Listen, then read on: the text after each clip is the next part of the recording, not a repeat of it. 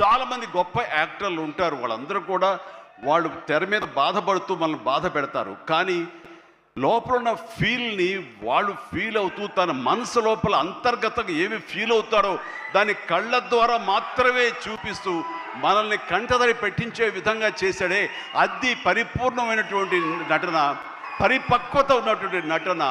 ఈ రోజున రామ్ చరణ్లో పరిపూర్ణత, పరిపక్వతను నేను 100% నేను సాటిస్ఫై అయ్యే విధంగా చేయగలిగాడు. మీరందరూ కూడా ఆశీస్సులు అందించే విధంగా, దాన్ని ఆమోదించే విధంగా ఈ రోజున తెర మీదకి కనిపించిందంటే కనుక అది దాన్ని మనస్ఫూర్తిగా ప్రతి ఒక్కళ్ళం అభినందించాల్సినటువంటి ఇది. అది పక్కన పెడితే ఏ రకంగా బాడీ ట్రాన్స్ఫార్మ్ అయ్యాడు.